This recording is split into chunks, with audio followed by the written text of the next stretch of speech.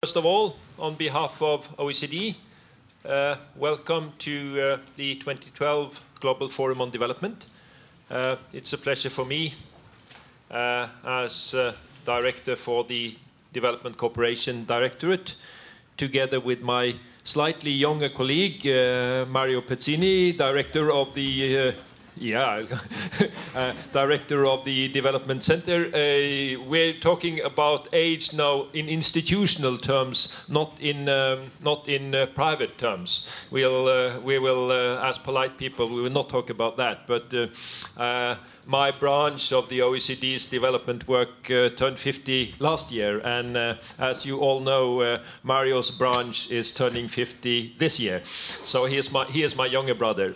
We've got the pleasure of together chairing this first session.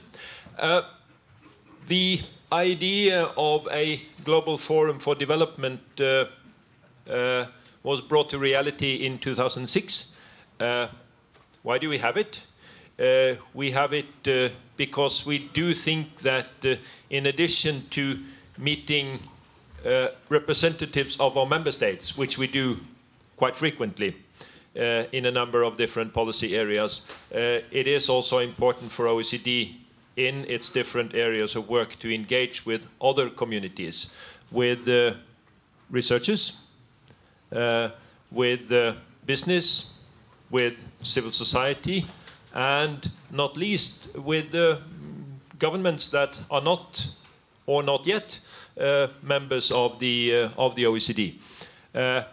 And that's the purpose of the Global Forum for Development, to bring together this big and diverse group of stakeholders to discuss common challenges. As normal in the OECD, what we do with problems is that we try to throw a bit of facts at them and see if that helps. And then we add a dose of bringing practitioners and thinkers together and see if that can bring the agenda forward. And then at the end, of course, we stir together policymakers from different communities and hope that out of that total mixture will come better policies, because that's what OECD is about. This year's Global Forum for Development has got two main agenda items. One agenda item, which will be the focus of this session, is about the venture of developing a new strategy for OECD's work on development. The other major part of the forum is about how we can assist developing countries to mobilize more domestic resources for development, and how those resources can, through budgetary processes and other national policy processes, be made best use of. I've already forgotten one of the practical things which I promised to inform all of you about, and that is that those of you who prefer to listen to English on your headset, use channel 1. Those of you who prefer to listen to French on your headphones, use channel 2. And there'll be simultaneous translation throughout this session.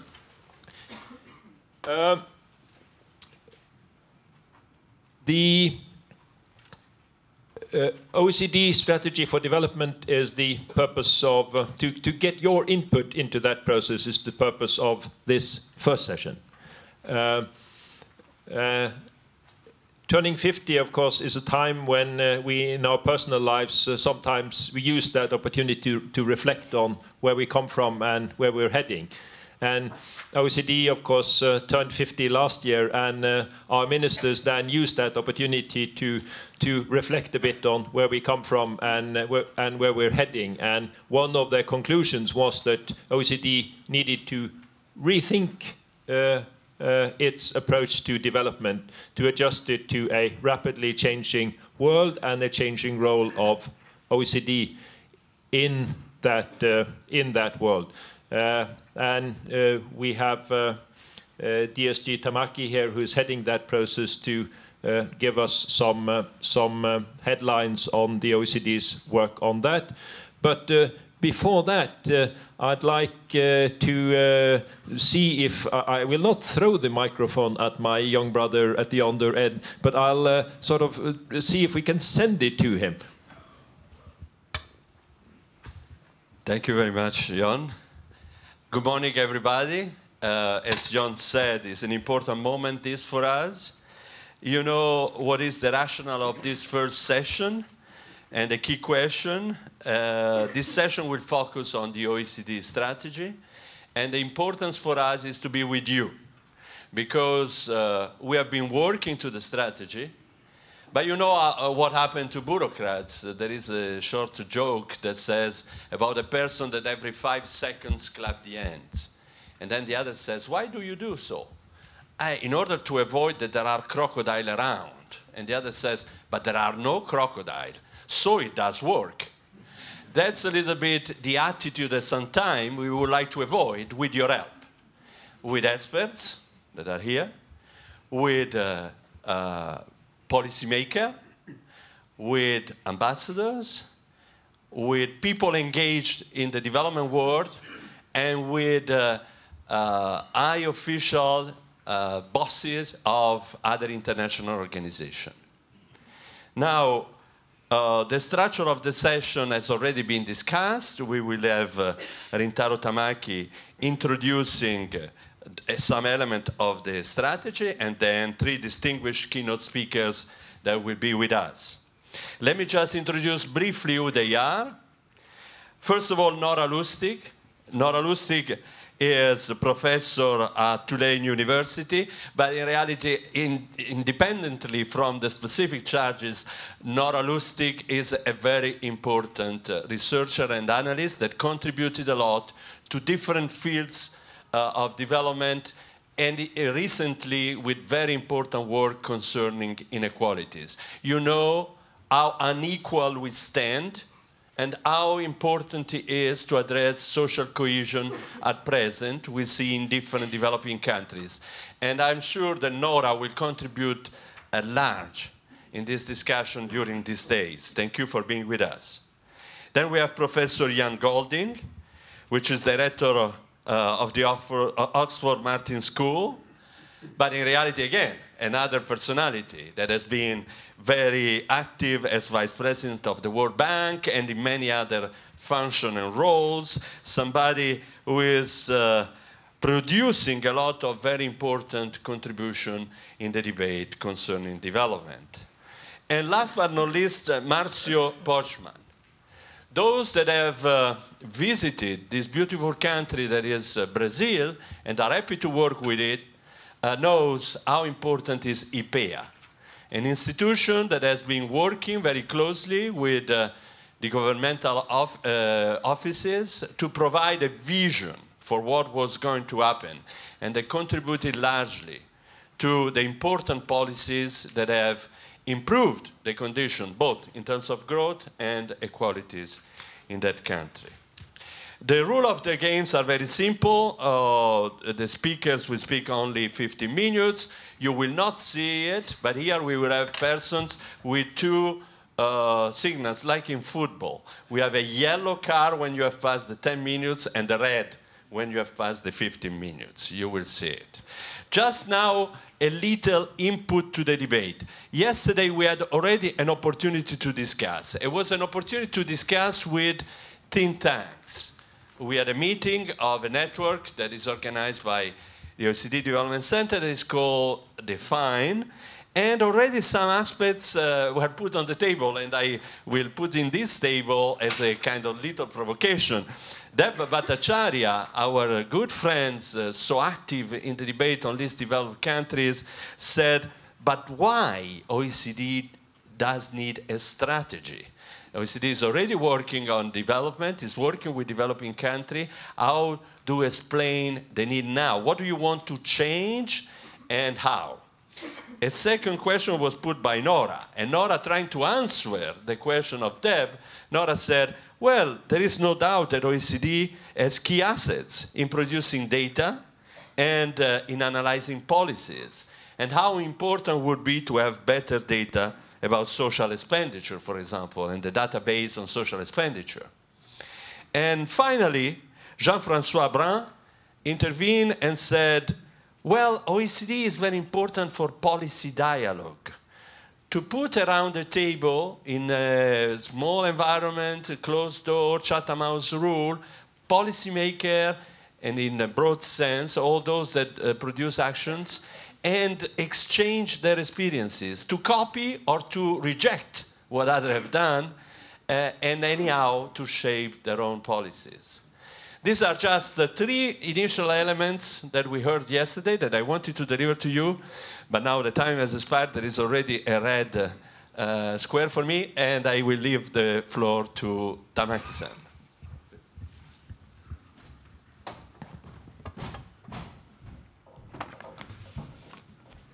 Distinguished guests, ladies and gentlemen, good morning. As always, I have to perform rather formal and I'm afraid a bit boring function I have to do by extending my warmest welcome to you and provide just an introduction to our ongoing exercise on development strategy. First of all, I want to send happy birthday to Mario. Today's event is a prelude to the year's most important celebration of the OECD, 50th birthday, 50th anniversary of Development Center. Congratulations. The Global Forum is today, this year is very timely, as it will provide us with a valuable opportunity to share views with our key partners on the comprehensive approach on development that we are adopting at the OECD. As you may know, at the Ministerial Council in May last year, our members reaffirmed their commitment to global development, endorsed an ambitious strategic framework, and mandated to us to design an OECD strategy on development. The context in which our strategy on development is being produced is quite important. The world's economic center of gravity is shifting eastward and southward, and a new geography of growth and poverty has emerged, bringing both new opportunities and challenge for development. These changes raise important questions for traditional approach to development. They also reinforce the need to adapt to a fast-changing environment, upgrade our capacity and knowledge, renew our thinking, and update our analytical frameworks. The current global crisis also has major implications for the way we look at the driver of growth and development, the role of government and markets, and what constitutes good policy. Development concerns us all. Issues such as inequality, climate change, natural resource scarcity, food insecurity, and conflict all have an implications for all and underscore the interconnectedness of today's world. We see development as an investment in our common future.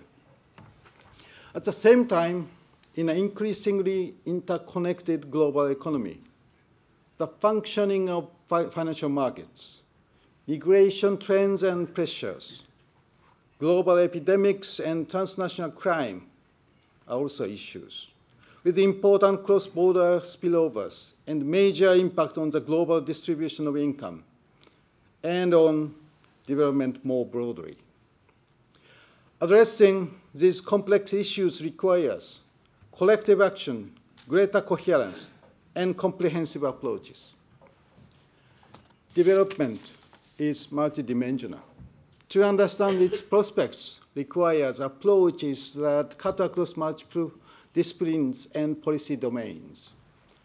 It also requires and inclusive dialogues to tap into the diverse experience of countries, key stakeholders, and policy communities.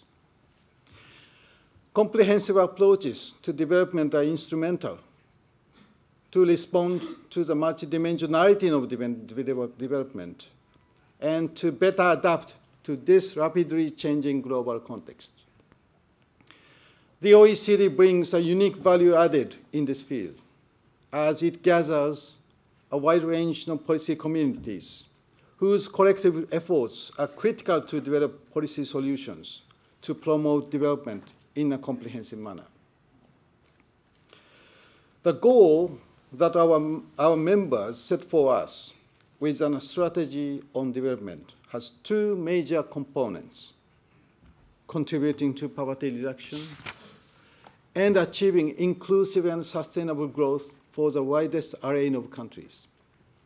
Strengthening our response in these two areas is the primary purpose of our strategy.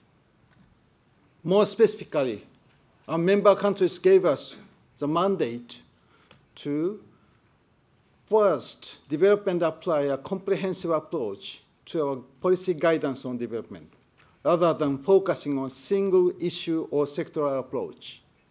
We will combine more effectively our expertise in a wide range of policy areas, together with our experience on development and our leading role in development cooperation. Second, reinforce our mechanisms for knowledge sharing and mutual learning with developing countries and key stakeholders to integrate their perspectives and deepen shared understanding on development. And third, strengthen our work on policy coherence for development. We will build an evidence base on the negative and positive effects that policies put in place in relevant areas by advanced and emerging economies may have on development. The strategy will set the whole of the OECD approach to development. And we want to build this approach in collaboration with our partners and key stakeholders. This initiative is not just about designing better policies for development, but also about defining more inclusive process by which policies are designed. This will entail leveraging the diverse experience of our policy communities, networks, and in-house experts. It will also entail greater collaboration and stronger partnership with developing partner countries and international organizations and actors with presence on the ground. Our strategy of development is not an attempt to duplicate the work with other partner organizations, or not to turn the OECD into a development agencies with field presence. We already work closely with many other international and regional organizations on a range of policy areas, and we want to further strengthen this partnership where we can add value. Many of these organizations are in fact present here today. With the strategy, the new strategy, we envision the OECD as an inclusive organization that promotes mutual learning and new thinking and adapts over time. The core strength of the OECD lies in its ability in support governments in designing better policies and developing good practice. You may see this is well reflected in our motto, better policies for better lives. How do we do this? We have done this better policy exercise for the last 50 years through rigorous analysis and policy reviews that promote peer learning across governments. And since the consequences of our policies impact on worldwide development, we increasingly include the development dimension in our analysis and engage developing countries in our work and the development of our tools. In developing the strategy, we have been looking at 4 priority areas where the OECD has core competence and can add value in responding to the need of developing countries. These 4 areas are: first, fostering innovating and sustainable sources of growth. Secondly, mobilizing more effectively resources for development. Third, promoting effective governance for development. And lastly, measuring progress for development. We plan to focus our work on 3 levels. Firstly, contributing to global initiative and international process. Secondly, deepening and broadening our work on policy coherence for development. And thirdly, strengthening knowledge sharing and mutual learning with developing countries and key stakeholders. The strategy will provide a framework to guide our Horn of OECD work on development in the years to come. Key ingredients for successful strategies should include: first, knowledge sharing and mutual learning. We will ensure that development-related activities are driven by demand and promote policy dialogue. The second, comprehensiveness. We will promote collaboration across the organization, involving the range of OECD policy communities. Then partnership. We will utilize the strategic framework to deepen and expand the partnership with other international organizations and key stakeholders. Lastly, value-added and complementarity. Building on a comparative advantage, we will ensure our work adds values and links with efforts of others. Ladies and gentlemen, the OECD stands ready to put its expertise and knowledge at the service of development. In the context of global transformation, policy dialogue, knowledge sharing, and effective partnerships are crucial. I believe our discussion today will result in an important contribution to shape our future strategy on development. Thank you very much.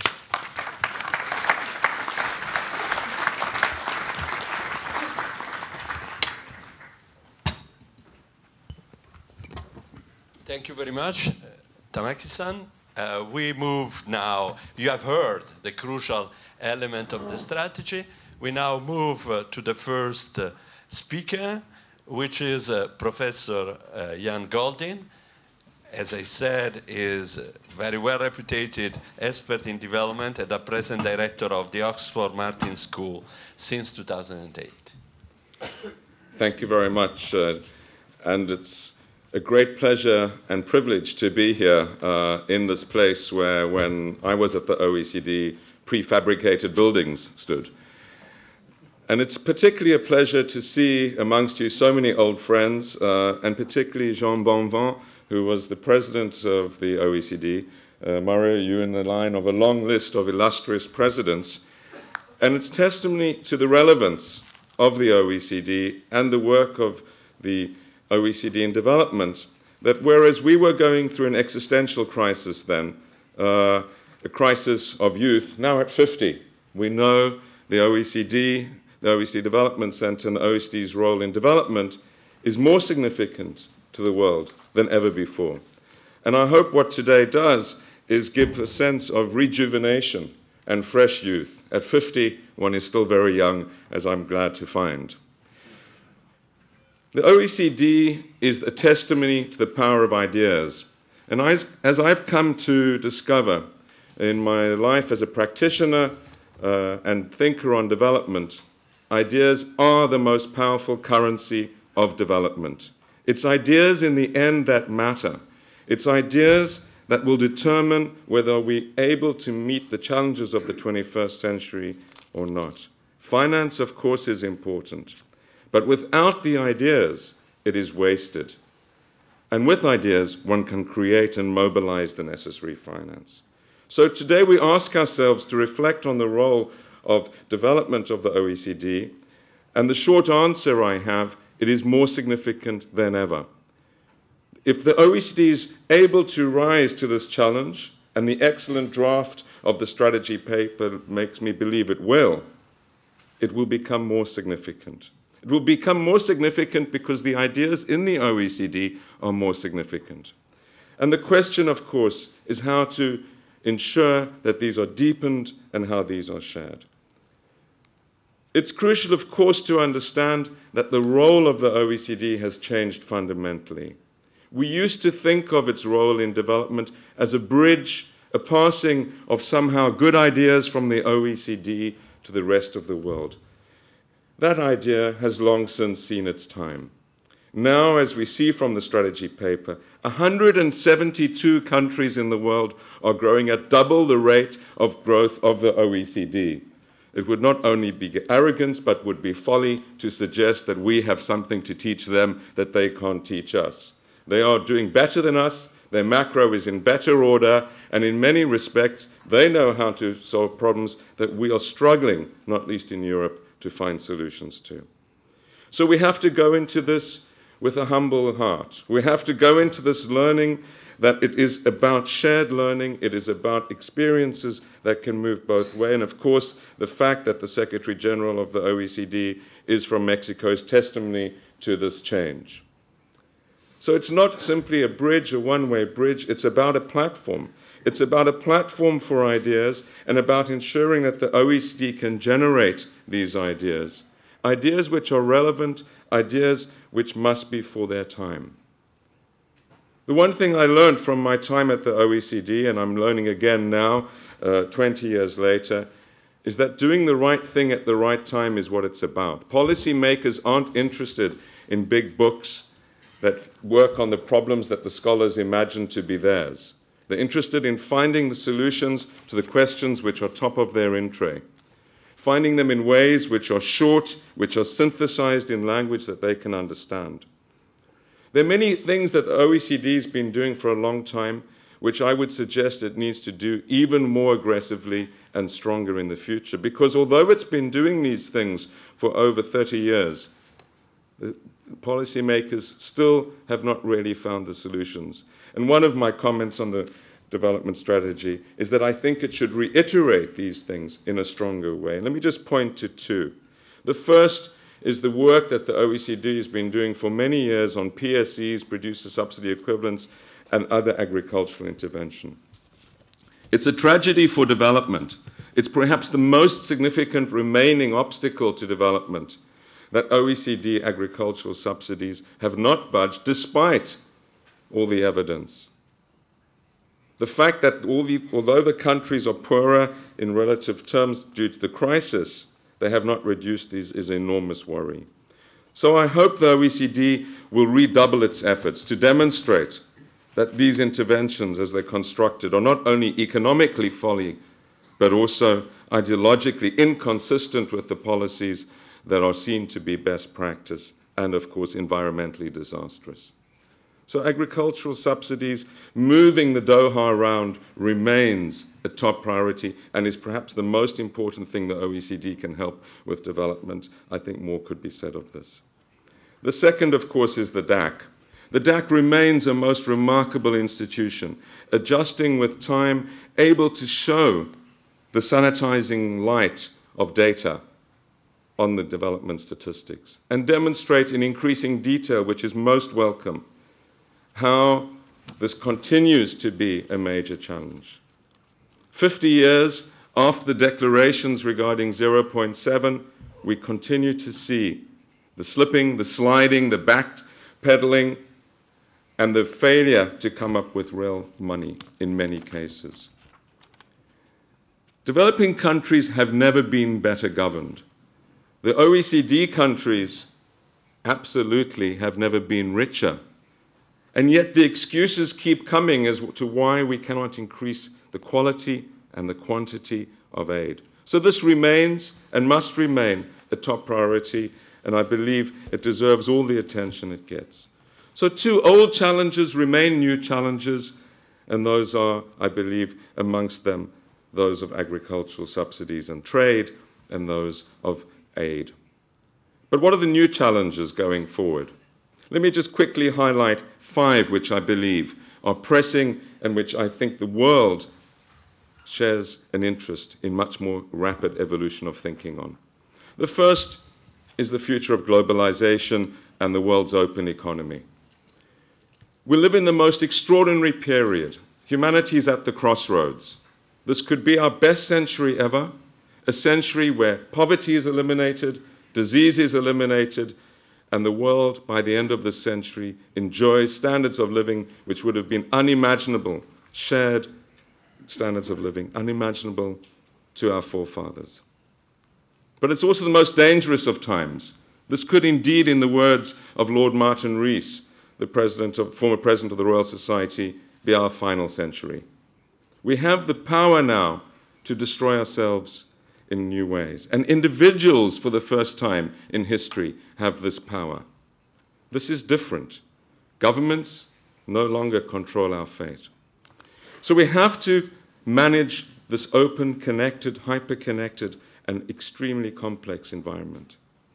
More work on this interconnectivity, how we manage the systemic risks inherent in it and harvest the upside is vital. How we create inclusive globalization so that every person in every country feels they have a stake in it is the most pressing of the challenges. There is a real risk of deglobalization. If people see that when they open their doors and become connected, it leads to greater instability in their lives, more risk in their lives, financial crises, pandemics, cyber attacks, and worse, they will close the doors. They will become xenophobic, they will become nationalist, and they will increase their levels of protectionism. So this battle for demonstrating that connectivity and sharing can deliver the outcomes we believe remains the crucial battle of ideas. It's a battle of policy, it's a battle of implementation, and it's of ensuring that when we open our doors, we benefit our societies, that they see it as a benefit to them. The second great challenge is that of our growth model. Our growth models are bust. We don't know how to create full employment and growth. This is an intellectual challenge of prime importance. How do we create sustained and shared growth in our own economies? How do we do it in a decarbonizing world? What is our new industrial revolution? We have to have it. We have to be able to move from levels of carbon consumption per capita of well over 10, and many countries rising above 20, to below 2. The ideas that we're scratching the surface on aren't deep enough and they're not being implemented rapidly enough. How do we allow development to happen without having 4 billion vehicles in the world and an increasing climate disaster and natural resource disaster?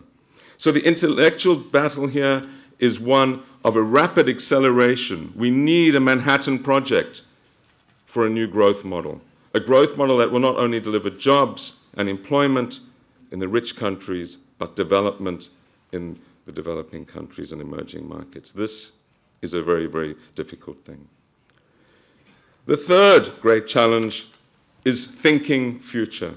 The OECD is in the remarkably lucky place to not necessarily be involved in crisis management. It is not the firefighter that is the IMF. It has the space to reflect. It has the space to think deeply about structural change. It must use this space. It must use this space because the structural changes are so profound and deep that unless we think and prepare for them, they will overwhelm us. And the tragedy, particularly in democracies, is that governments and their treasuries and ministries are becoming more and more short-term. There is no one to talk to in Downing Street, in the Quai d'Orsay, or in Washington about the long term. People want to know how to solve their problems of tomorrow's media.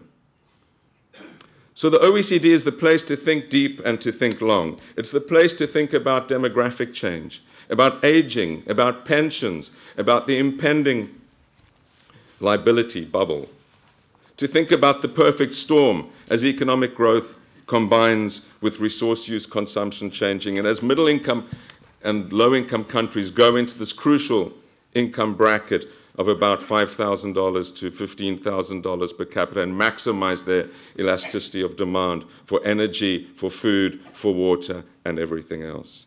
And of course, to think globally means to think about migration as well. Migrants have always been the most powerful force for development.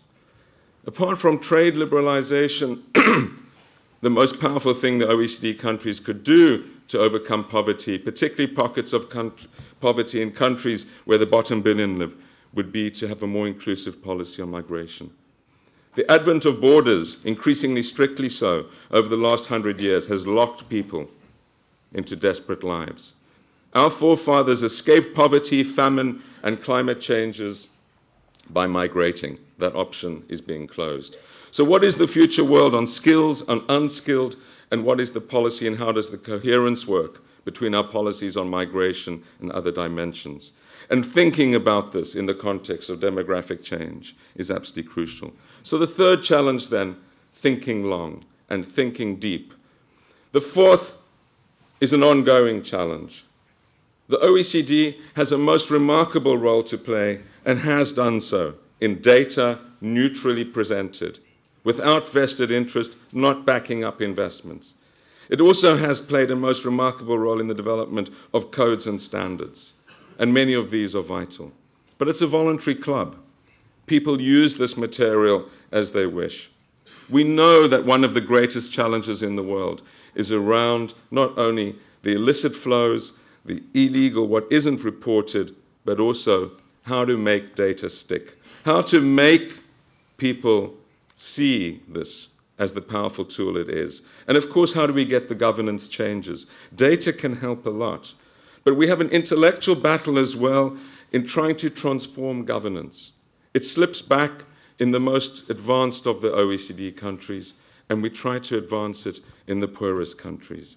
So governance, how one changes institutions, how one ensures that incentive structures, be they for bonuses in banks or for teachers going into a school, how these incentive structures are reflected in policies and institutions and how they tie with data, which provides that sanitizing light, is key.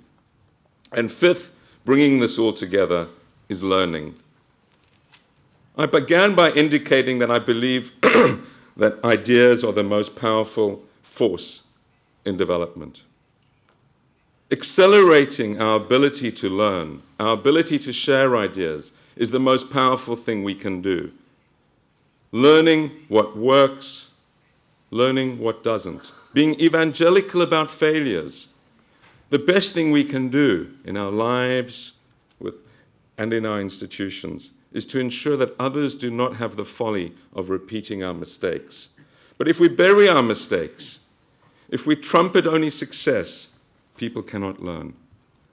So we need to be better at talking about what hasn't worked in our economies, what hasn't worked in our policies, and ensuring that others learn from this and provide a platform for genuine learning based on deeper and deeper understanding and analysis.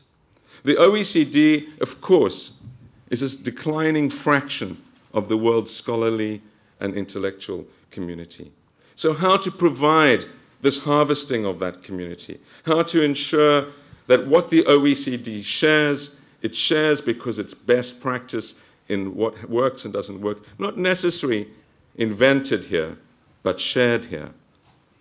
Providing this platform requires not only the continuation of these great institutions, the Development Center and the Development Assistance Committee, but also the whole OECD embracing the idea that it's the evolution of ideas and the more rapid evolution of ideas which will make the difference.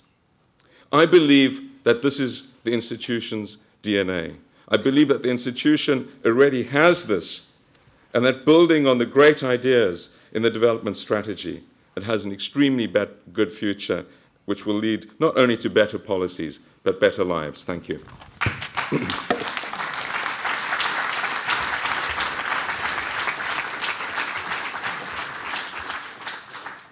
Thank you, Jan. You keep a very lively memory of the time when you were program director in the Development Center. and you have kept an eye on the evolution of the organization. You seem to know very well. Thank you for all your points. We take note, and we will bring them in other debates during these days. Now it's time for Nora Lustig to join us. As I said, Nora is a professor at Tulane University, is non-resident fellow of the Center for Global Development and the Inter-American Dialogue, and is a very well-renewed expert in our fields of development. Thank you, Nora. The floor is yours. Thank you very much. First of all, let me thank you for inviting me to be part of this celebration. Happy birthday, feliz cumpleaños, to the Development Center. And I think that my intervention will be sort of a complement to Ian, because you laid out the broad areas in which the OECD can contribute to development thinking. I am going to focus on a particular area that I have been working on, and I'm going to have to use some PowerPoints, because otherwise it will be hard to describe in words what I want to tell you, and as they say, a graph speaks 1,000 words. So what do I think when I think of the OECD? Everybody has their image. I think of rich countries that have grown fast and have been able to redistribute their wealth, not only through market mechanisms, but a lot through government actions. And one of the most, if you want, simple government actions, which is public finance, taxes and transfers. A lot of the redistribution, a lot of the equity, a lot of the shared growth that we see in OECD countries comes through that mechanism. And I think we need to look at it carefully to be able to see to what extent can it be replicated in other parts of the world where this doesn't happen. Of course, there's many reasons, and many are political, which I'm not going to go into, but I want to tell you a little bit about what's going on in Latin America, and use a Latin American example to zoom in on some of the issues that probably redistribution can tell us in terms of making a more fair society. So let me see if I know how to, yeah, okay. All right, so I looked at the questions that were given to us by the organizers, and I think that I'm going to focus is what kind of tools could the OECD share with countries in order to make their impact on inequality and poverty reduction more effective through public spending, but also through taxes. And let me tell you a little bit what's happened in Latin America. I mean, this is something that now we all boast about, because for the first time, Latin America is an example of declining inequality. And everybody wants to know, why is that the case? I'm not going to have time to go into the discussion of all the factors, but it's nice to see that 13 out of 17 countries for which we have comparable data for the last 10 or 15 years have experienced a decline in inequality, and it's happening when inequality is rising in other parts of the world. And it's interesting also that it's happening in countries that have been growing very fast, Argentina, Chile, Peru, but also in countries that were not growing very fast, like Brazil and Mexico. And Brazil has been growing fast, I always say, since 2008, not before. Also in countries that were persistently highly unequal countries, but countries that were not, so it's not an inequality convergence. And also in countries that have been governed by leftist governments, but also by center-right governments that have seen redistribution occur. So there's something else that's going on, which is not the growth only or the redistributive power of leftist governments. And here we can see, what has been the contribution of growth and redistribution in 4 countries. It includes 3 of the largest and Peru. And we can see that in Argentina and Brazil, pretty much 50% of the poverty reduction is explained by growth and 50% by inequality reduction. In Mexico, redistribution has been more important because, and in Peru, growth has been more important. But the important message of this kind of decomposition is that redistribution has been an important part of the story. It's not just growth, which has explained why poverty has been falling very drastically in the region. So what are the two factors in a nutshell that have contributed to the decline in inequality in Latin America? One, it's happening in the labor markets, and we've seen a systematic decline of the skill premium pretty much across the board. And we can see here, again in these 4 countries, how the skill premium has declined, particularly tertiary, but also secondary school, over people who had no education or complete primary. That has been narrowing. And that's been a fundamental factor explaining the decline in inequality. So the question is, why has this been falling? Well, one of the factors has been the upgrading of education across the board, where people with higher skills have become relatively more abundant, people with lower skills have been relatively scarce. And that has been one of the factors that explains what's going on in the labor markets. But the other one that's been happening, which has to do with non-labor incomes, is public spending. And in particular, what we've seen in Latin America is some sort of a social policy innovation through the implementation of large-scale targeted programs, particularly targeted cash transfers, conditional, in many cases, conditional cash transfers to the poor. And we have, in Argentina, the pension moratorium and the family allowance, the famous Bolsa Familia in Brazil, and also the famous Progresa Oportunidades in Mexico as examples of this. And all of these have been important in explaining the decline in non-labor income inequality and have contributed to the overall decline in inequality in these regions. But let's now zoom in. I mean, what I want to propose is a tool that can be used to zoom in what's going on in terms of taxes and transfers in a set of countries. And we're going to present results for Argentina, Bolivia, Brazil, Mexico, and Peru. We're doing this for another 7 countries, so we'll soon have results for 12 countries in the region. And I think that, as we mentioned yesterday, there is a comparative advantage for the OECD to actually implement this kind of analysis and do it in comparison also, not just among the developing world, but also with the developed world as well. So one of the things that we found is that we call, part of the results were challenging conventional wisdom, because there was an impression that in Latin America, in general, the size of the state was small, and that was one of the reasons why there is little redistribution, as that's the convention.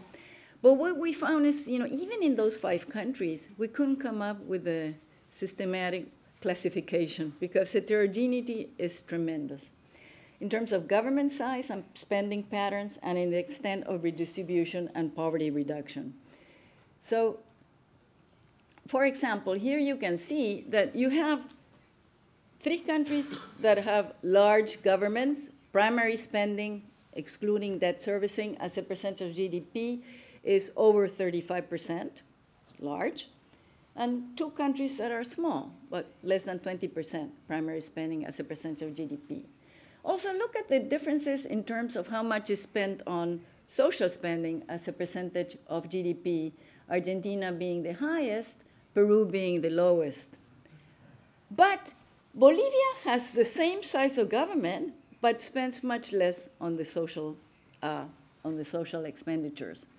And also, we see quite different in terms of how much of spending is channeled to direct transfers, which we know that in the OECD advanced countries, that has been one of the key mechanisms to generate redistribution post-fisc, after what the market is doing. We see that Argentina and Brazil spend between 3 and 4%, and Peru spends 0.37%. So you have a wide range in terms of how much these countries spend. The redistribution also is quite different. Here we're following the Gini coefficient not over time, but over the different stages of government intervention. So the first point that you see on the graph is market income. And here in market income, we have included pensions from the Social Security system. But we have the results also for sensitivity analysis. I'm not going to have time to present it here when you put it with transfers. But leaving the pensions there, even you see that there is a lot of change happening when the government first introduces the direct taxes, then the direct transfers, then the indirect taxes and transfers or subsidies, and finally the transfers in kind through education and health. That's what we have there. So you can trace what happens, and you can see how different they are among the countries. There is, Argentina, one that redistributes a lot through cash transfers, and disposable income falls a lot, and then through other components of spending. And then there's also, on the other end, Bolivia and Peru, which redistribute quite little. And again, remember, Bolivia and Argentina have similar size. The same thing in terms of poverty reduction. You see very different results.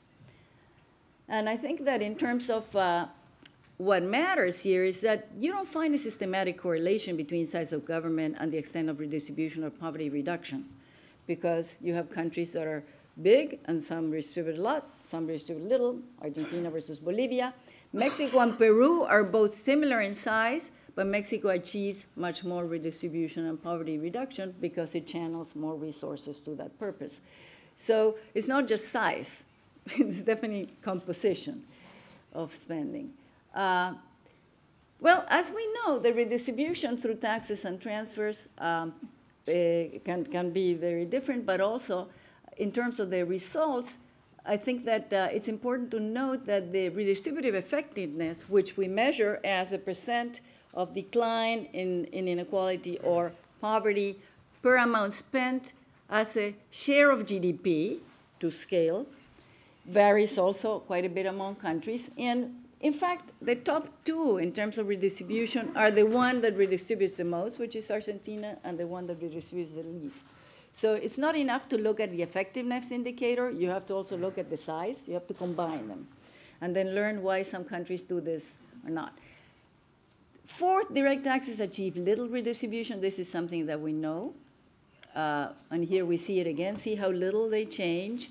But here, another area where I think OECD can help define standards of transparency and comparability in data is that we would like to be able to measure this more accurately, and for that we would need to have access to tax returns data, protecting the confidentiality, of course, but you have that data for all the advanced countries, for some countries for more than 100 years.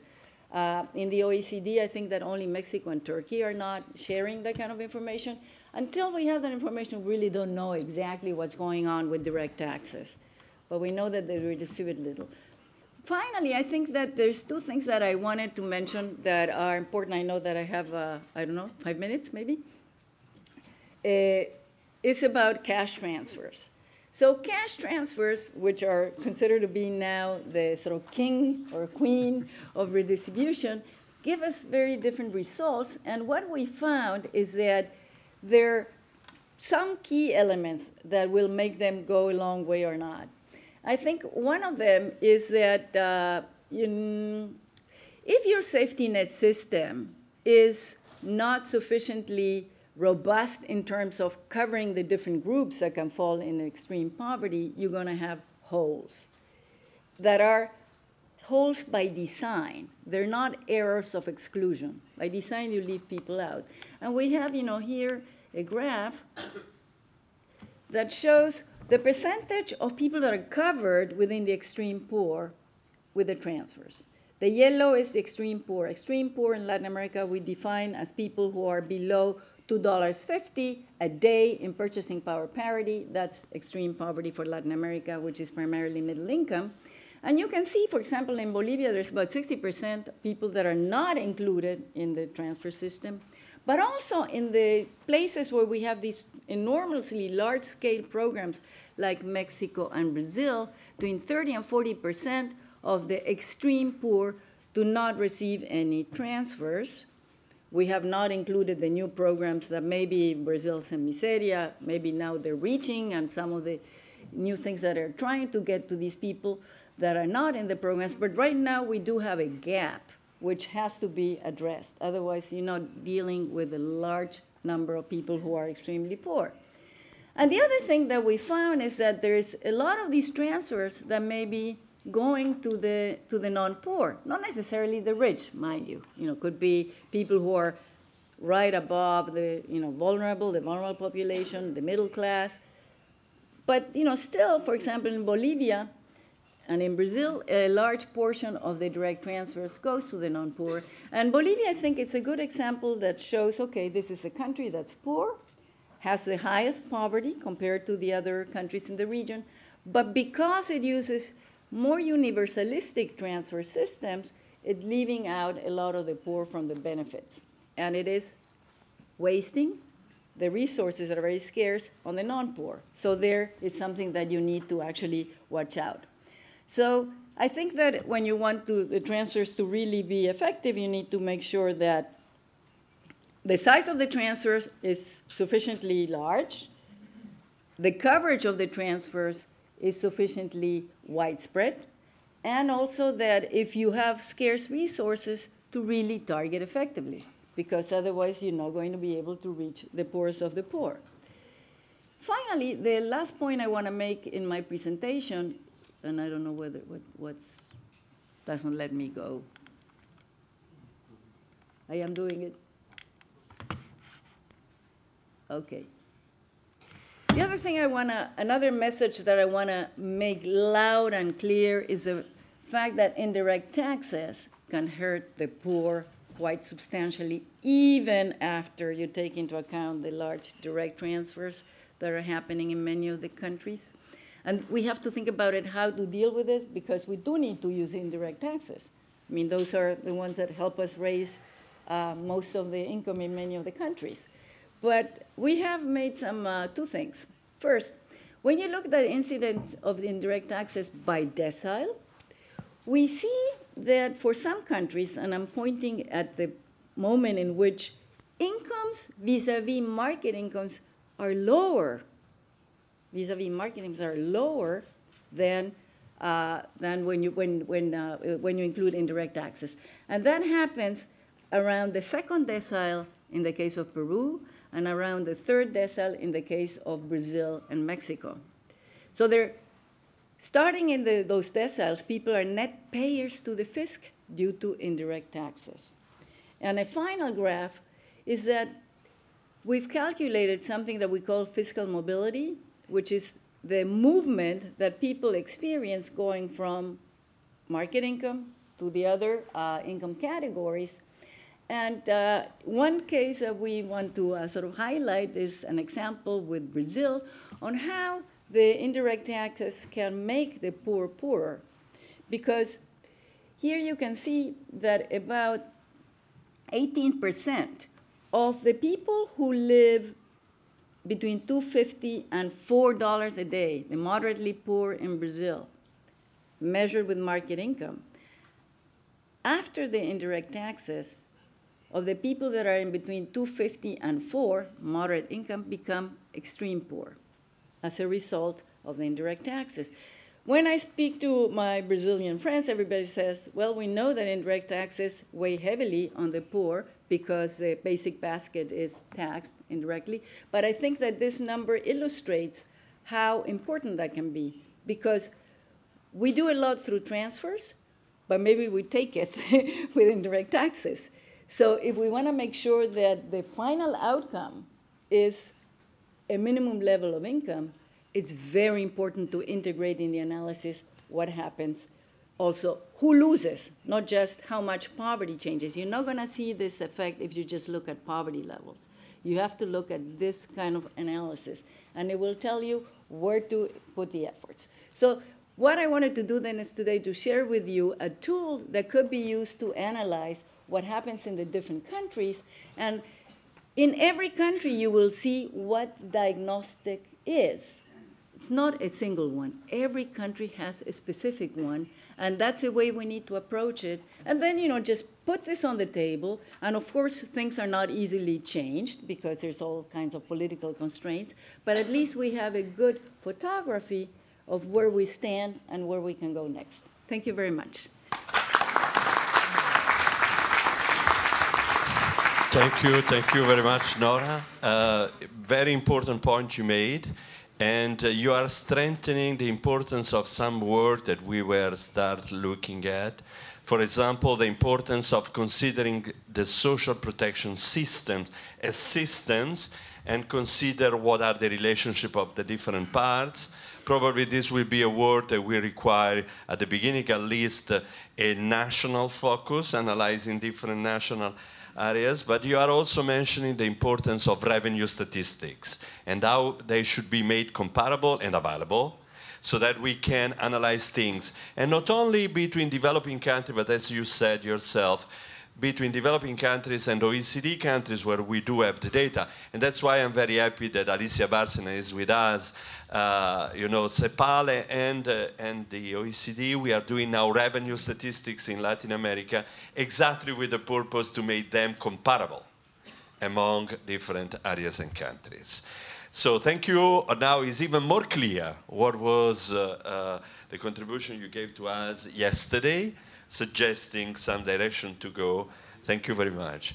And now, last but not least, Marcio Postman, which is the president of IPEA, is at the origin an economist that have done a lot of work on employment and social policies with major publication, but in particular is the president of this very important institution in Brazil. Monsieur Postman, je vous donne la parole. Merci beaucoup pour être avec nous. Merci. Bonjour à tous. Je remercie pour l'invitation à l'OCDE, le Centre de développement. C'est un grand plaisir pour moi participer de ce débat. Je voudrais une vision à partir du sud du monde. Nous avons besoin de comprendre les nouvelles perspectives de développement dans le monde. Je présente 4 aspects concernant à la transformation de les chemins de développement dans le monde. Le premier aspect dépend de quels en seront les résultats définitifs de la transition entre les centres économiques dynamiques dans le monde. Il y a un changement de tenir à l'Asie, la Chine. Dans le passé, la transition des centres dynamiques, comme en Angleterre pour les États-Unis, a été accompagnée par les grands conflits armés. Aujourd'hui, les pays riches ont été acceptés la vidange de ces parcs de production avec les négatives conséquences sociales tranquillement, ou allons-nous voir le retour au nationalisme? Quelque chose à penser. Le second aspect sur les obstacles à la démocratie, dans le visage d'une énorme puissance des corporations transnationales. Actuellement, les 500 plus grandes corporations transnationales répondent pour 50% de la richesse du monde et de 80% des investissements en technologie dans le monde. Dans ce moment, ce n'est pas les pays qui ont entreprises, mais les grandes compagnies qui ont été payées. Les conséquences de ceci, c'est la vidage des institutions multinationales et de la démocratie. Ces grandes parties des corporations payent les partis politiques et interfèrent de manière décisive dans le gouvernement. Combien de temps cela continue? Le peuple vote, mais n'est pas décide. C'est le risque dans le monde concentré pour les grandes corporations transnationales. Le troisième aspect, sur les nouvelles formes de création de richesse avec la prédominance du travail immatériel. Actuellement, le secteur des services est le principal responsable pour la production de richesses dans les pays qui ont été industrialisation avancée. Aujourd'hui, 70% de l'emploi dérive du travail immatériel. Avec la présence de nouvelles technologies d'information et la communication, le travail n'est pas effectué à une droite précise, ainsi qu'il est plus en plus partout, les travaux sont réalisés en quelques lieux. Nous assistons donc à l'intensification du travail et pourtant les plus richesses, ce qui n'est pas perçu pour les comptes qui existent actuellement. Pour conséquence, augmenter la concentration de la richesse et la puissance. Les institutions politiques et sociales n'impulsionnent pas les nouveaux mouvements pour la redistribution de richesses, ainsi comme les charges tributaires suavisent les nouvelles riches du monde. Le quatrième aspect, sur la transition démographique qui rend le vieillissement de la population et l'augmentation de l'espérance de vie moyenne pour les 100 ans. Avec la nouvelle forme de richesse, ainsi dans le travail immatériel, les connaissances deviennent le principal pour tout. Il est donc l'enseignement universitaire devient le plancher la nouvelle société, ce qui signifie l'entrée dans les retards dans le mercat du travail au-delà de 24 ans et d'établir l'éducation pour toute la vie. Comment concilier le travail, l'éducation et les compétences avec la perspective clé du développement des nouveaux défis de l'humanité? Le soutien du développement de nouveaux exige un changement substantiel dans la structure de production et de redistribution. Il est tout fait possible de bien vivre sans consommation insustentable dans le monde. Le dernier, c'est l'expérience brésilienne récente. À cette dernière année, le Brésil a réversé la priorité. Au lieu de produire en première et redistribuer ensuite, il a cherché à répartir la richesse première pour stimuler la production qui explique les résultats positifs présents d'aujourd'hui. Il est le pays qui réduit la pauvreté dans le monde, comme la Chine aujourd'hui.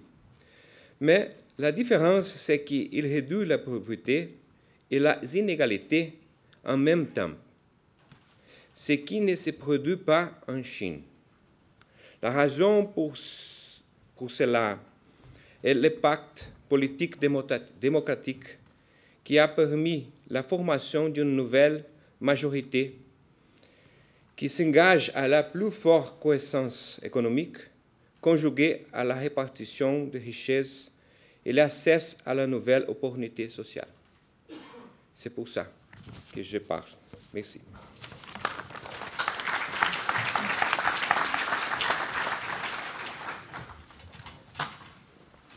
Thank you. Having listened to Ian's presentation of the larger picture, the global challenges, Nora's attempt at throwing facts and analysis at some of the major challenges that our countries and other countries are facing, and Marcio's analysis of how large non-state actors are also shaping and reshaping our agenda and our policy space.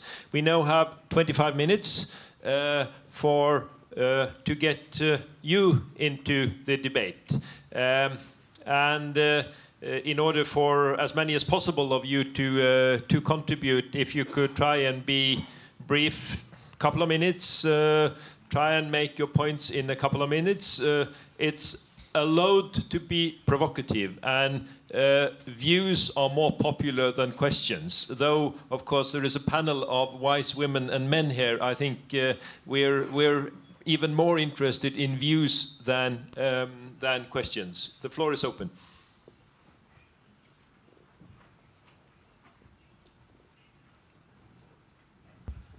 Merci, Monsieur le Président. Je voudrais simplement rebondir sur la remarquable intervention de Ian Goldin, qui, comme l'a dit Mario Pezzini très justement, a travaillé au centre dans les années 88-92. Il a très bien défini le rôle de l'OCDE, sa contribution dans le dialogue sur les stratégies. Il a prononcé une petite phrase dont il a le secret, une phrase très incisive. Doing the right thing at the right time. Je dois dire que Ian Goldin a toujours su le faire. Je vous en donne un exemple.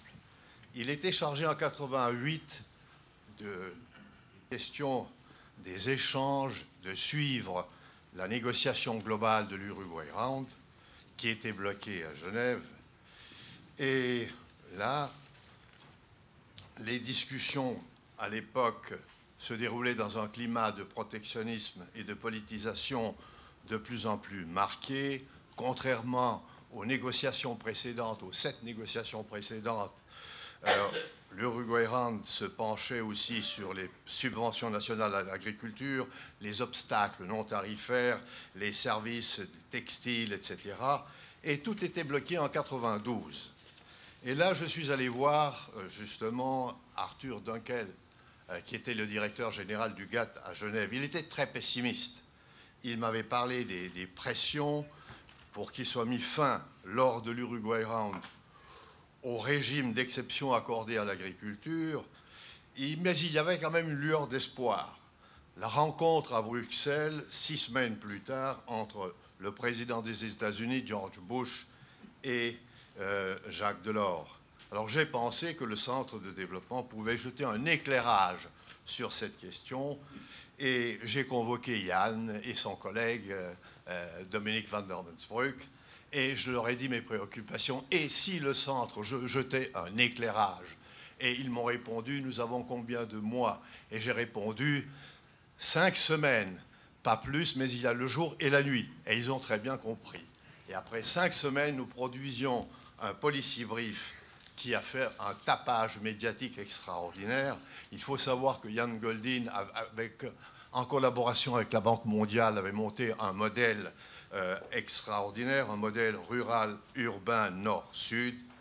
Et alors, les conclusions, pour être très bref, c'était une longue histoire, une réforme partielle comme celle envisagée lors de l'Uruguay Round rapporterait 195 milliards de dollars par an, dont 90 pour les pays en développement, avec beaucoup d'avantages pour les pays, pour la CE, pour le Japon, pour l'AE, et qui étaient les grands bénéficiaires de cette libéralisation.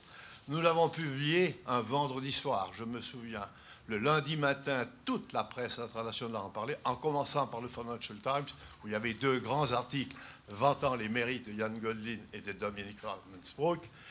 Et puis, bon, ça n'a pas toujours été facile. Les Français négociaient à Bruxelles des accords sur l'agriculture. Ils étaient très gênés.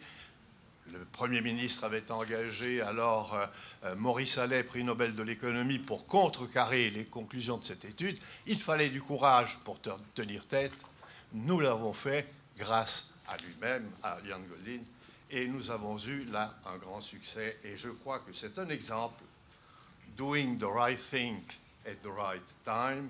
Une fois de plus, je suis très heureux de voir Ian Goldin dans le panel, ce qu'il fait. Je sais que Ian Goldin est aujourd'hui une tête pensante sur les stratégies internationales de développement. Je l'ai vu agir et je savais à l'époque que Ian Goldin était condamné à réussir. Il nous l'a prouvé aujourd'hui. Merci beaucoup. Monsieur Bonvin, il est en train donc de célébrer pas seulement les 50 ans du centre, mais aussi la gloire de son propre staff. Et je suis tout à fait d'accord. Et c'est ça qu'il faut célébrer. Merci. Yes. I've got a microphone. Should I go on with? We have a gentleman here. There's already a microphone, and then you. First and second. C'est pour moi? Non, d'abord monsieur, après vous. I have two questions, if I'm allowed, two quick ones. One is for Mr. Poshman. What you raised is very important, is working together, fighting against poverty and inequality. I guess democracy and participation of civil society is also key into this. My question is, how can you make sure that this will not lead to a consumption pattern that is the same that we see in the developed countries already? How this will lead to a different pattern? Because as you said, we need to review that. So there's a key point there, there's a turning point that we need to make sure that we don't repeat. And I have another question to Ms. Lustig. You've raised very clearly that figures and numbers do not tell the whole truth. There's other things that cannot be portrayed in the figures. So you've shown us countries which for a European seems the same, Latin American countries, where the situation is totally different. What is the key thing that makes a difference, though? And okay. I'm asking that as a Greek coming from a country in deep shit. Thank you. Those questions have been noted. The panelists will have a final say at the end, and please note all the questions. Then you have a microphone and the floor. Merci, Monsieur le Président. Une question liée au problème de la crise actuelle économique. Toutes les analyses montrent qu'il ne s'agit pas d'une crise cyclique ou conjoncturelle. Est-ce que les panélistes peuvent nous indiquer quel est l'impact de cette crise actuelle au niveau de l'architecture internationale d'abord et puis au niveau des stratégies de développement?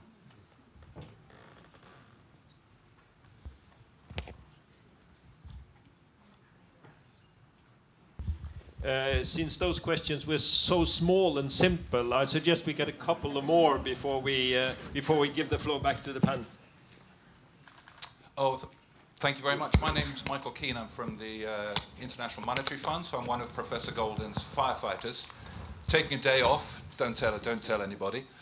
I should say we do try to think as well as deal with the short-term issues. In fact, now is a very interesting time in terms of how you marry the long-term and the short-term. That's actually, in a way, precisely the issue. But that's not what I wanted to say. I primarily wanted to say how much we at the Fund welcomed the thoughtful and constructive document and thoughts on how to leverage the OECD's undoubted strengths and advantages. It's clearly important to to think, as we've heard, about maximizing comparative advantage and so on, and we have some further thoughts on that we could perhaps share at some point. Now may not be the time, but on some of the fiscal transparency ideas, for example. But I wanted just to pick up, if I may, on a couple of issues of substance, which I think also do point to where the OECD has a very distinctive role to play. One is I'm naturally react on the issue of the regressivity or not of indirect taxes, because I think in a sense Professor Lustig kind of answered her own question in the sense that, for example, if we look at Mexico, and I think this was an OECD study that shows that because of the zero rating of food in Mexico, for $100 of revenue that's lost, as a consequence of that, I think $4 of that benefit the lowest decile. So the question becomes whether you can't find spending measures that at least get 4 cents of a dollar to the lower income groups. And this is actually something near to our hearts because we're doing some analytical work on this ourselves at the moment, but it also depends on incentive effects, about which I think we know almost nothing in these countries. But I think it's also relevant to the OECD because, for example, lessons from a country like the UK, which has tried to use differential VAT rates as a redistributional device, is clearly just a horrendous mistake. And one of the key advice that I think OECD countries can give, as we've heard, is actually sharing mistakes. And even though the UK has very different instruments on the spending side than other countries, I think that's an important kind of lesson that the OECD is ideally positioned to share, as I think we heard, the mistakes that the higher income countries have made. Also, just I think on the revenue statistics point, I think that's a very important one. And I know it's one that we, along with the OECD and other partners, stressed in our report to the G20 last year. So I think that really is an area in which the international organizations can make some progress. And I think we at the fund have quite a lot to do because, of course, we collect a lot of this information from our country teams. But we need to do a better job, and I think in collaboration with others, on making that information routinely available. We do it now and again. We're just about to publish a big data set on this, but I think that's another area where the OECD has a comparative advantage that, together with others, can really advance the agenda. Thank you. Thank you. We have room for 3 more, I think.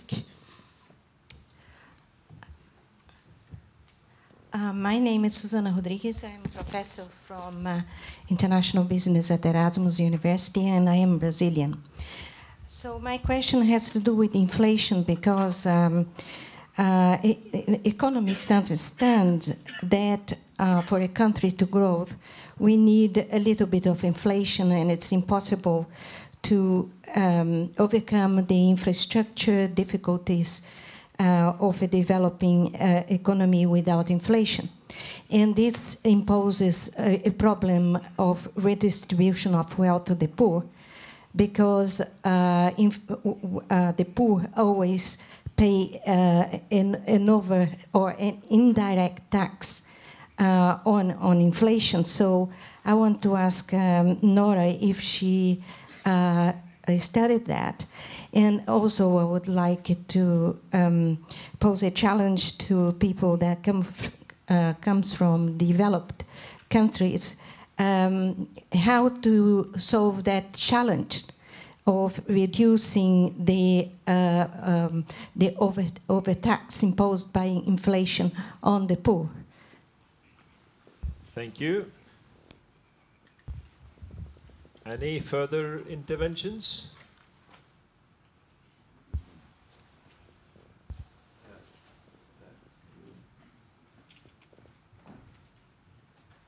Microphone is on its way.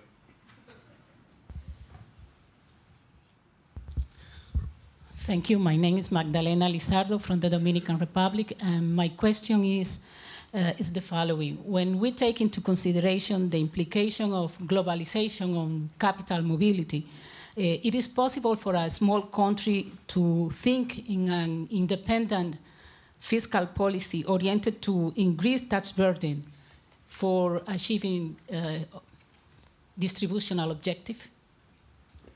Thank you. And then in front there. Ian Curtis from the UK, Department for International Development.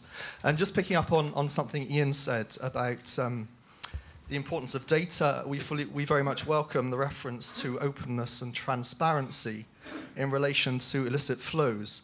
But if we're talking about, well, if not new challenges, then persistent challenges, clearly illicit flows fit in the broader context of corruption more generally. Perhaps my question is whether openness, transparency, data are sufficient to address corruption as a whole, or whether we need to think about a broader approach to that. Thank you. Thank you. Do I see any more hands? Okay. If not, some small questions about consumption patterns, about data, about the impact of the crisis, about the redistributional effect of inflation, about capital mobility, and about corruption. In addition to the praise that we're given to some members of the panel, should we take it in the reverse order this time and allow you to start? Jan, if you allow me, I would suggest anyhow a key of interpretation of this question. They are very broad indeed, as you underline. Let's see more how much we, as a community, or in particular OECD, can put in place answers. If you have answers already, fine. We will note them down. But if not, help us to see what should be done in order to build them. Thank you.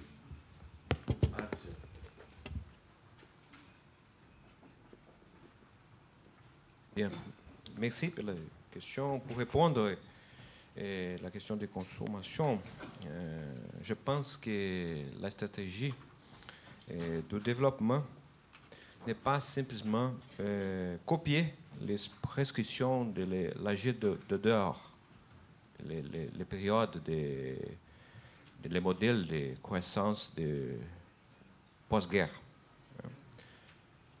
Il y a médiation qui sont nécessaires, par exemple, la question ambientale, qui allégit l'ensemble et l'analyse au-delà de les facteurs traditionnellement considérés, afin de mettre en relief la durabilité ambientale comme une variable importante au développement. Autre élément nouveau dans la stratégie de développement consiste à combiner la technologie actuelle avec un cadre de protection sociale nouveau, qui est fortement représenté pour l'économie de savoir et de services, qui possédait une dynamique démographique très différente du modèle précédent. C'est ce que je pense.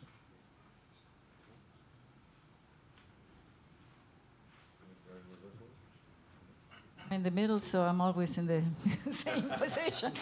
Okay, thank you. I think it's very hard to respond to such profound questions, but the first thing that I want to say, and it's actually related, I'm going to tie two answers in this respect. I think that the current crisis and also the current successes, what they have taught us is that we have to be much more skeptical of what we know, or what we think we know. I think we've learned that perhaps what we were advising was wrong, and what we were not advising maybe was right. And so there's time to revise and review, and be careful with any general recommendations. This takes me to the second point, which is going to be addressed to my colleague of the IMF, who's kissing someone right now as I speak. But in the back. I'm not sure. Yeah, it's okay, it's okay. I'm not so sure that having differential value-added taxes is a mistake in general, because maybe that's the only tool I may have at some point to be more progressive. When Mexico is trying to do this reform of getting rid of the exemptions, I always tell them, well, show me the money. How are you going to compensate the poor? Because the poor are going to be hurt a lot. So if you cannot do it in tandem, so maybe you have to get stuck with a second-best world. But we live in a second-best world throughout. So I think that among the second-best, I choose the one that protects the poorest first. I'm a Rawlsian, a fundamentalist Rawlsian, okay? So, I'm willing to give up some efficiency, if you want, for that. And I think we need to speak about those things quite frankly. In terms of the question on what to learn from a Greek perspective from Latin America, I think let's talk in the always, because it depends for what. You know, I've shown that Argentina is doing very well in terms of redistribution. A lot of people just kind of say Argentina. I mean, Argentina is a little suspicious because we're worried about to what extent is it a sustainable model. Maybe not, because maybe they're spending more than what they can. Should commodity prices fall, the spending pattern will not be sustained. But what we have seen is that probably it's not the redistributive part the problem, it's more that Argentina is subsidizing a lot across the board. And that's what may not be sustainable. So that's important to distinguish what's should be preserved and what should not be preserved of the model. And by the way, a parenthesis, the results from Argentina were not done by somebody who's part of the government or anything, so it's not somebody who's trying to show that they're doing it right. Thirdly, about information. Information is not going to be sufficient to get rid of corruption, but it should be a necessary element, okay? And I think that we're really lagging behind.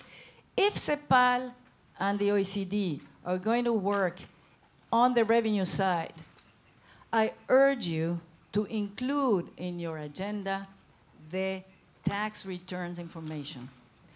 until we have that, we're not going to know the extent of concentration of income and wealth in the region, and we're not going to know what's happening with the tax system. And the OECD, I don't know why there is so much reticence. I have my ideas, but the US has been producing that information since 1913. The UK, I think, since 1918, and the other countries since the 1930s. So, nothing happened.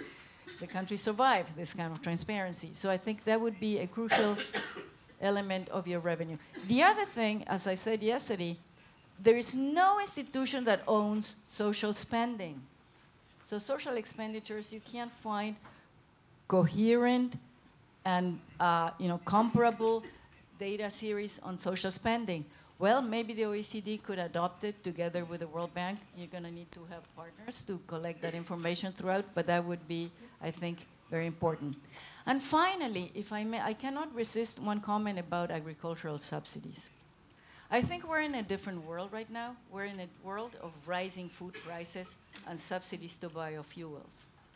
That's generating what we call a tremendous pecuniary externality, negative externality on food consumers. And net food consumers are primarily comprised of a large of the poor population, both in terms of countries and in terms of people. So we're going to have to rethink agriculture in a different light, because our main problem now is not low food prices, it's rising food prices, volatile food prices with a lot of spikes, which is probably causing a lot of pain on the world's poor. Thank you very much. Let me just begin by thanking Jean for his extremely kind and generous comments. I only wish my mother was here to hear them. I think the substantive point, though, is that the ability to provide timely advice depended on a 3-year research project involving 42 people, over $2 million of collaborative expense between the World Bank and the OECD. And it's about investing in deep research, but then being able to only bring it out of your top drawer at the right time. And I think that's the point, in a way that is digestible, that makes the difference. If that research project had not been there, we could never have done anything in 5 weeks or more that was credible. The other important thing is it had an impact because it had the imprimatur, the name of the OECD on it. If I was a lone scholar in some institution and did exactly the same thing, it would have had a negligible impact. So it's the combination of research with the brand, with the depth and reputation of the brand, that really gives you leverage. And that's the exciting thing, particularly if you're young and engaged in this. But it is important, I think, to see that combination as the power of the institution. Just a couple of other points, partly picking up on what my colleagues on the panel have said. I would completely agree on the bio-ag point. Of course, it's even more reason why these subsidies are even crazier now than they were then, because they lead to greater instability, and they also lead, of course, it's doubtful they lead to a good carbon output as well. You're right to say one should be extremely skeptical about learning, and it's not always the case that the advice one gives isn't right. It's one doesn't follow one's own advice. The lessons of Maastricht and the European Union and the macro collapse in the US and everywhere else isn't that they weren't giving the right advice. Through the IMF and other institutions, they were giving the right advice. The developing countries learned that advice after great pain in the 70s, 80s, and 90s. It's that the OECD countries didn't walk their own talk. The advice was right, they just couldn't hear it. I think there's lots of lessons to be learned in that, although, of course, I completely agree on the skepticism and the need for evolution. The point on growth models and consumption is right.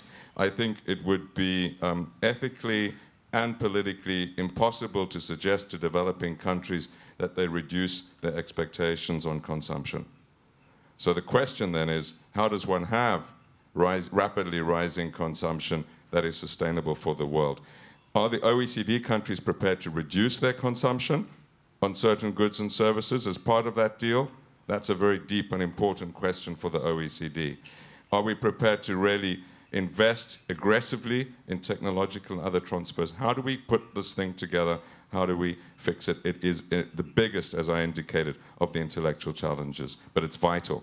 It cannot be on the basis of telling others the atmosphere is full, the water's run out, your turn has gone, wait 2,000 years.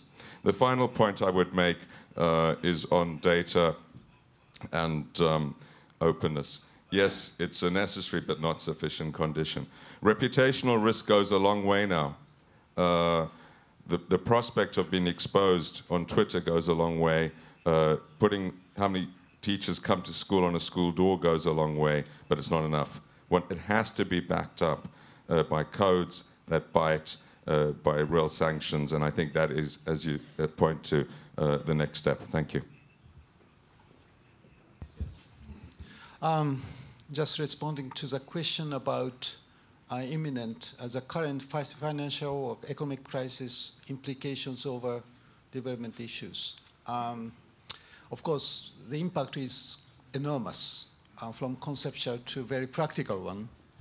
But thinking of OECD comparative advantage in addressing this, I could use one example. Financial crisis urged the governments not to expand its balance sheet, perhaps a fiscal consolidation quickly. And also, financial crisis urged the bank regulators to put some more strict regulations on their activities, banks' activities, particularly on cross-border activities.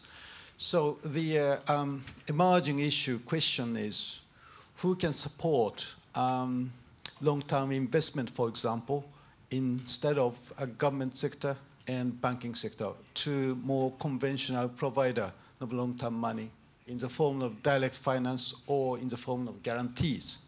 So perhaps an OECD should tap on the possibility or explore the possibilities of how to mobilize non-governmental balance sheet, non-banking sector money, perhaps an institutional investors' money, to finance long-term investment or long-term investment, particularly for infrastructure financing needs, both in advanced economy and developing countries.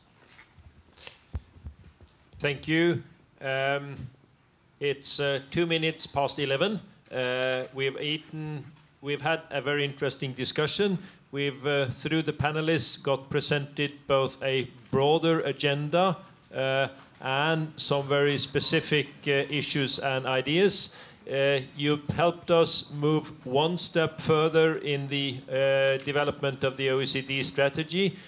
We'll come back to you tomorrow morning on this same topic also, to take the discussion a bit further, and then in the final session tomorrow afternoon we'll also revert to it.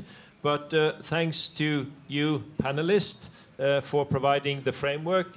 Thanks to the audience so far, but of course you know that you will have to continue to contribute to the rest of the day and tomorrow. Let me add additional thanks. Je voudrais remercier en particulier le gouvernement de la France. On a ici Madame l'ambassadeur avec nous, et de la Suisse qui ils nous ont aidés à organiser ce débat et ce forum. Merci beaucoup. Et quant à l'épisode donc mentionné par notre collègue de l'OCDE et du Fonds monétaire international relié au moment donné de cette conférence, on n'a qu'un exemple additionnel de la bonne coopération qui existe entre les différents organismes internationaux et entre autres avec la CEPAL et les autres qui sont avec nous. Merci beaucoup, on se voit donc dans 25 minutes.